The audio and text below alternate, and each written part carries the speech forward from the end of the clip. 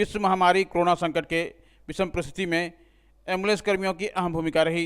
Corona काल में काम कर रहे स्वास्थ्य कर्मियों के लिए 350 रुपये प्रतिदिन के हिसाब से प्रोत्साहन राशि देने की घोषणा भी की गई थी, लेकिन अब तक प्रोत्साहन राशि नहीं दिया गया है।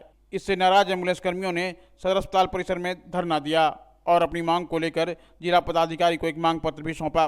एम्बुलेंस कर्मियों का कहना है कि बिहार सरकार स्वास्थ्य विभाग के आदेश के अनुसार कोरोना काल में काम कर रहे एम्बुलेंस कर्मी को अल्पाहार देने की घोषणा की गई थी। इसके बाद जिले में सभी एम्बुलेंस कर्मी कोरोना वायरस के विषम परिस्थितियों में अपनी जान को जोखिम में डालकर लोगों की जान बचाने के लिए काम कर रहे थे और इन एम्बुलेंस कर्मियों में एम्बुलेंस कर्मी के चालक और ईएमटी की महत्वपूर्ण भूमिका रही।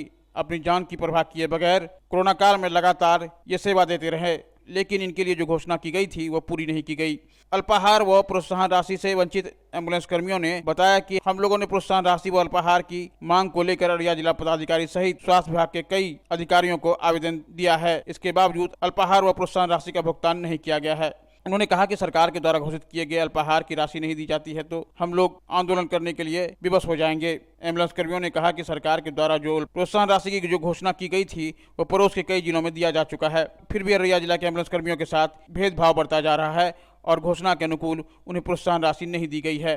हम लोग को जो प्रोत्साहक राशि जो देनी थी 300-350 रुपये, हम लोग जो कोविड-19 में वर्क किए सर, रात दिन एम्बुलेंस को मैं लोग को ढोए लाए, उसके वजह से हम लोग उसको दिए। अभी तक से हम लोग को कुछ नहीं मिला।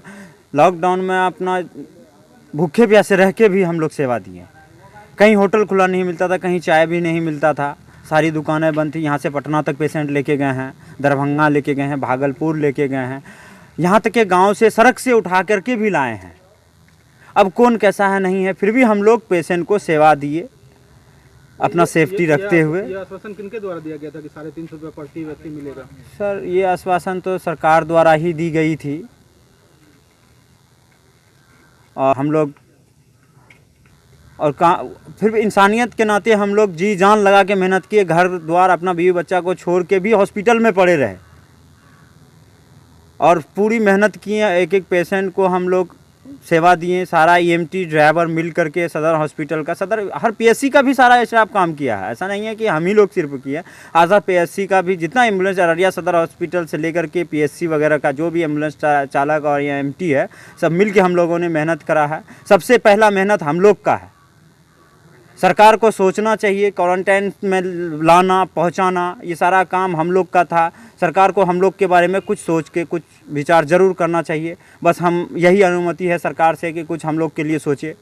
बताया जा रहा है कि पड़ोस के जिला में कुछ लोगों को पैसा मिला है। हाँ, पड़ोस के जिला में कुछ मिला है। जैसे समस्तीपुर उजियारपुर में एक आदमी से हमने व्हाट्सएप पे मंगाया था उसका चिट्ठी, तो हमारा मित्र हैं वो वहाँ के, तो 102 में ही काम करते हैं। उसको कुछ ड्राइवर और कुछ ईएमटी का वहाँ पे जो मिला है उसका हमारे पास लिस्ट था। यहाँ क्या बोला गया आप लोगों को? यहाँ तो हम मैनेजर साहब से भी कई बार संपर्क किए, तो आश्वासन मैनेजर साहब भी ये आश्वासन दे रहा था कि हाँ तुम लोग को मिलेगा। और आज भी हम मैनेजर साहब के पास में गए थे तो हम उनको बोले कि सर हम लोग का कुछ बढ़ाइए। फिर भी अभी भी आश्वासन मैनेजर साहब आश्वासन दिया है कि हो जाएगा।